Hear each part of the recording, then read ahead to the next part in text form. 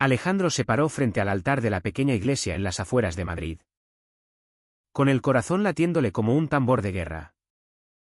Mientras el sacerdote pronunciaba las palabras que sellarían su unión con Miguel. Pero justo cuando intercambiaban los anillos, un grito irrumpió desde el fondo, la madre de Alejandro. Con el rostro enrojecido por la ira, se levantó y declaró que aquello era una abominación contra Dios y la familia, abandonando el lugar en medio de un silencio ensordecedor. Aquel rechazo no solo rompió el momento más feliz de su vida, sino que desató una cadena de eventos que pondría a prueba cada fibra de su ser, obligándolo a confrontar no solo el amor que sentía, sino el precio de defenderlo en una sociedad que aún arrastraba sombras de prejuicios. Alejandro, un abogado de 28 años especializado en derechos humanos, había crecido en una familia conservadora de Sevilla, donde las tradiciones católicas se entretejían con las expectativas sociales como raíces profundas en la tierra andaluza. Su padre, un empresario retirado, siempre había enfatizado la importancia de la imagen familiar, mientras que su madre, devota hasta el fanatismo, veía el mundo en blanco y negro. Lo correcto era casarse con una mujer, tener hijos y perpetuar el linaje. Alejandro había ocultado su orientación sexual durante años, temiendo el rechazo que ahora se materializaba. Miguel, por otro lado, era un profesor de historia de 30 años en un instituto de Barcelona, proveniente de una familia más liberal pero no exenta de presiones. Sus padres habían aceptado su homosexualidad con reticencia, pero siempre con la advertencia de que no lo hicieran público para evitar escándalos. La boda había sido planeada en secreto, con solo amigos cercanos y algunos familiares selectos. Alejandro y Miguel se habían conocido 3 años antes en un congreso sobre educación inclusiva en Valencia. Alejandro defendía casos de discriminación LGTB, mientras Miguel impartía clases sobre la historia de los derechos civiles en España. Su conexión fue inmediata, conversaciones profundas sobre la lucha por la igualdad, risas compartidas en terrazas al atardecer y un amor que crecía en la privacidad de sus vidas. Decidieron casarse en Madrid, la capital progresista, creyendo que allí encontrarían refugio de los juicios ajenos. Pero el grito de la madre de Alejandro en la iglesia fue el detonante. Ella no solo se fue, llamó a su esposo y a los hermanos de Alejandro, desatando una tormenta familiar. Esa noche, exhaustos pero aún eufóricos por el sí quiero, Alejandro y Miguel llegaron al Hotel Boutique en el centro de Madrid donde habían reservado la suite nupcial. El dueño, un hombre de unos 50 años llamado Javier, los miró con desdén desde detrás del mostrador. Lo siento, pero no tenemos habitaciones disponibles, dijo secamente, a pesar de que la reserva estaba confirmada. Miguel, siempre el más calmado, mostró el email de confirmación. Javier insistió, esto es un error. No alquilamos a parejas como ustedes en noches especiales. Alejandro sintió una punzada en el pecho, como si el rechazo familiar se extendiera ahora al mundo exterior. Intentaron razonar, pero Javier los echó con rudeza, alegando políticas internas que nunca existieron. Humillados, terminaron en un hostal barato a las afueras, donde pasaron su noche de bodas en una habitación fría y impersonal. Al día siguiente, Alejandro, impulsado por la rabia, publicó en redes sociales lo ocurrido, sin imaginar el alcance. En 2026. En España, un hotel nos rechaza por ser 2 hombres casados. ¿Hasta cuándo?, escribió en X, adjuntando fotos de la boda y el email de reserva. El post se viralizó rápidamente. Amigos lo compartieron. Activistas lo amplificaron y pronto medios como El País y La Vanguardia lo recogieron. Javier, el dueño del hotel, se vio inundado de reseñas negativas y llamadas de boicot. Pero en lugar de disculparse, defendió su posición en una entrevista local: tengo derecho a elegir a mis clientes. Esto va contra mis valores. La familia de Alejandro se dividió. Su hermano mayor, Carlos, lo llamó furioso: ¿por qué aireas nuestros trapos sucios? Mamá está destrozada. Alejandro replicó que no era un trapo sucio, sino su vida. Su hermana menor, Elena, lo apoyó en secreto, enviándole mensajes de aliento. Miguel, meanwhile, enfrentaba presiones en su trabajo. Algunos padres de alumnos murmuraban sobre su estilo de vida, y el director le sugirió mantener un perfil bajo. La tensión crecía, cada decisión parecía un campo minado. Alejandro debatía internamente si había sido egoísta al casarse. Si el amor valía el dolor que causaba a su madre. Miguel, por su parte, cuestionaba si debían mudarse a un lugar más tolerante, como Berlín, sacrificando sus carreras. Mientras el escándalo escalaba, Javier recibió una demanda por discriminación de una ONG LGTB. Alejandro, como abogado, se involucró.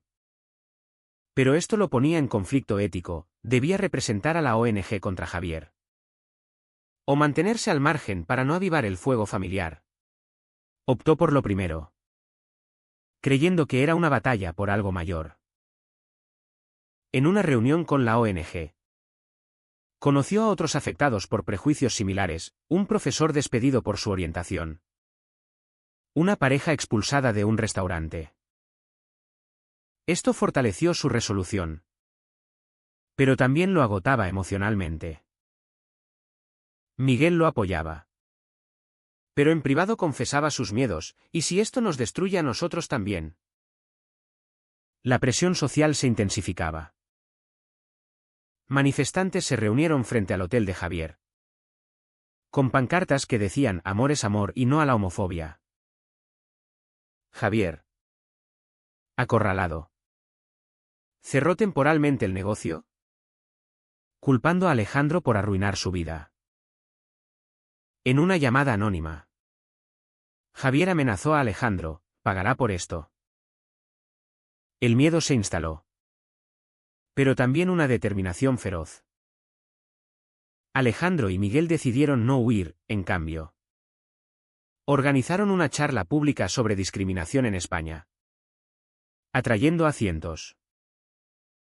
Allí, Alejandro habló por primera vez de su lucha interna: el amor por su familia versus el amor por Miguel.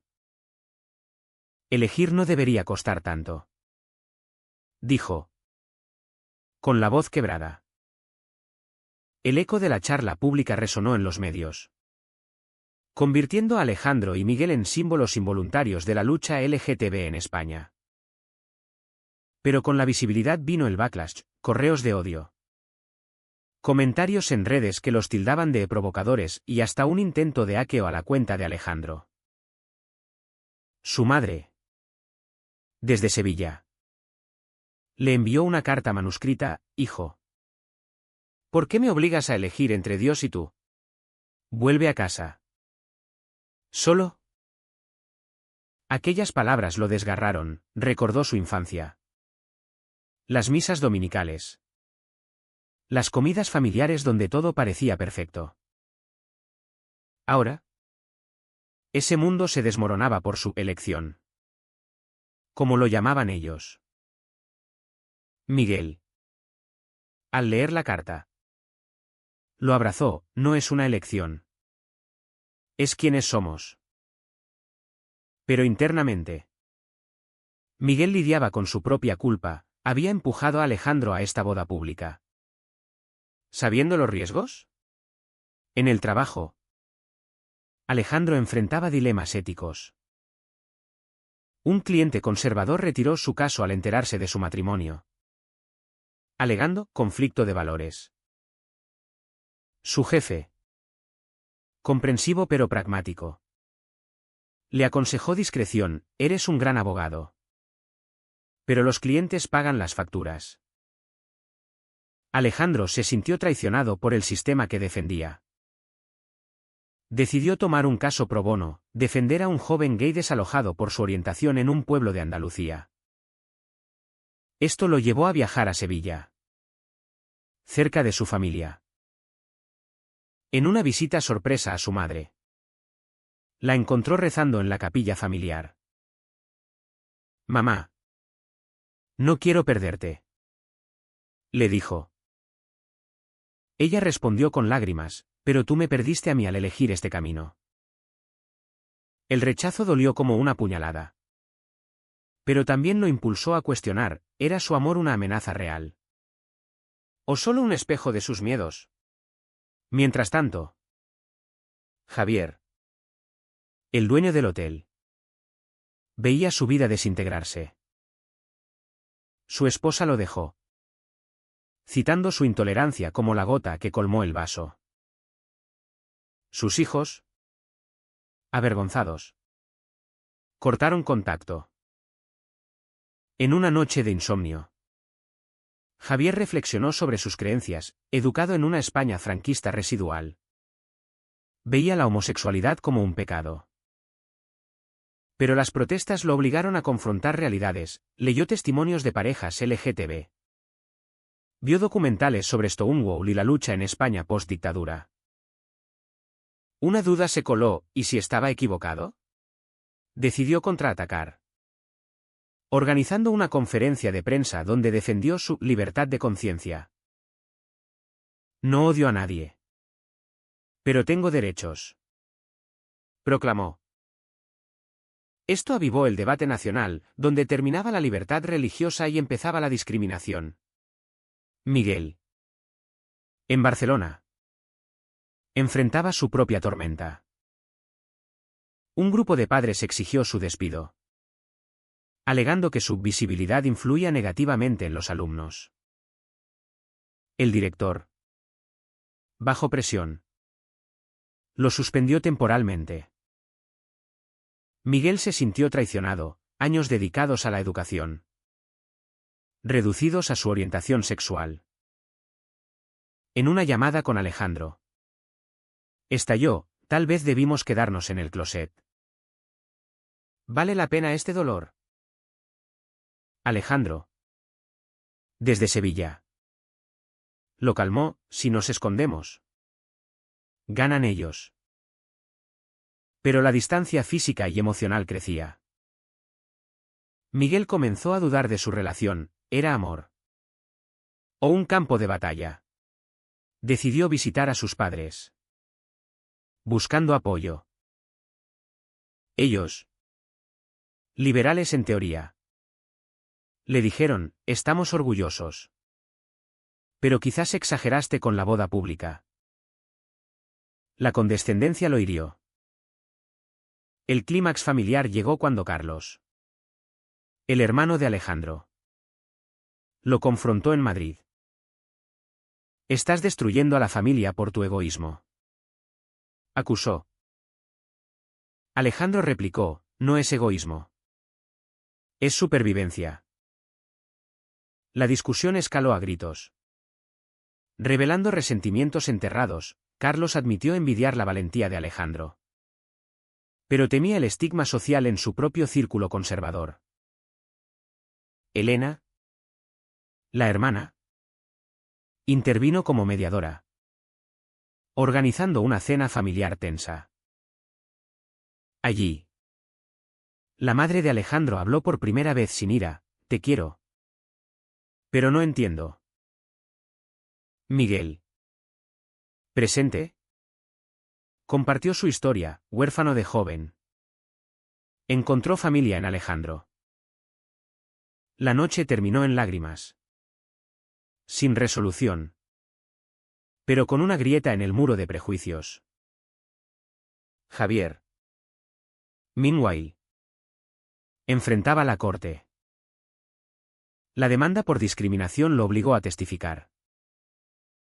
Bajo juramento. Admitió su bias, creí que era mi derecho. El juez. Una mujer progresista. Lo interrogó sobre la Ley de Igualdad de 2005 en España. Javier se quebró. Revelando su propia lucha, un hermano gay que se suicidó en los 80 por rechazo social. No quiero ser como mi padre. Confesó. Esta revelación humanizó a Javier en los medios, convirtiéndolo en un villano redimible. Alejandro. Como parte de la acusación. Sintió empatía, ¿era Javier un monstruo? ¿O una víctima de su época? Decidió no presionar por la máxima pena. Optando por un acuerdo, Javier donaría a causas LGTB y reabriría el hotel como inclusivo. Pero el acuerdo no calmó todo. Activistas criticaron a Alejandro por ser blando, mientras conservadores lo tildaban de vengativo. Miguel. De vuelta en el trabajo tras la suspensión. Enfrentó miradas hostiles. Su relación se tensaba, noches de silencio. Discusiones sobre el futuro. ¿Y si nos separamos para salvarnos? Sugirió Miguel en un momento de debilidad. Alejandro. Horrorizado. Lo abrazó, eso sería rendirnos. Decidieron terapia de pareja. Confrontando sus demonios internos. La sociedad española. Dividida. Debatía en foros y TV, ¿había avanzado realmente desde la legalización del matrimonio igualitario? La terapia reveló capas profundas de trauma. Alejandro admitió su miedo al abandono, arraigado en la rigidez familiar. Miguel confesó inseguridades sobre su masculinidad, exacerbadas por los ataques públicos. Juntos, reconstruyeron su vínculo. Pero el mundo exterior no daba tregua. Un documental sobre su caso se estrenó en Netflix España, atrayendo atención internacional. Entrevistas en CNN y BBC los expusieron a más escrutinio, ¿son héroes o agitadores? Alejandro sintió el peso, cada palabra era un arma. Decidió escribir un libro sobre discriminación sutil en la España moderna, canalizando su dolor en activismo. Miguel lo apoyó. Pero cuestionaba el costo, estamos viviendo para la causa. No para nosotros. En Sevilla. La madre de Alejandro inició un viaje propio. Influida por Elena. Asistió a un grupo de apoyo para padres de hijos LGTB. Allí.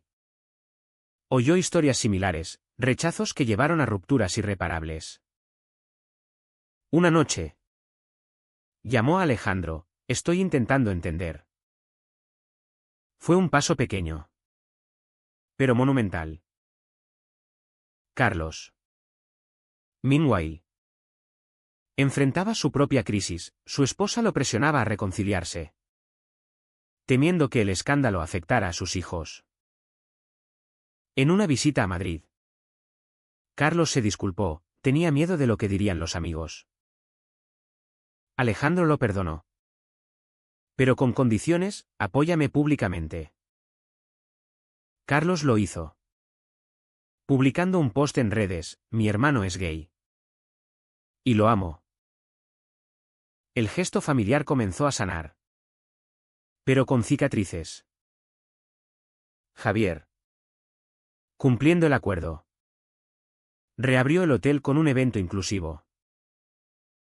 Invitó a Alejandro y Miguel como invitados de honor. Ellos aceptaron. Viéndolo como cierre. En la inauguración. Javier se disculpó personalmente, fui ciego por mis prejuicios.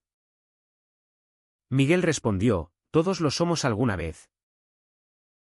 Pero no todo era reconciliación, un grupo radical conservador protestó fuera, gritando consignas homófobas. La policía intervino. Pero el incidente recordó que la batalla no acababa. Alejandro, en su discurso, enfatizó, la igualdad no es un regalo, se conquista diariamente. La tensión personal alcanzó un pico cuando Miguel recibió una oferta de trabajo en Ámsterdam, en una escuela progresista. Podríamos empezar de nuevo, sin este ruido, propuso. Alejandro vaciló, amaba España. Su lucha aquí tenía sentido.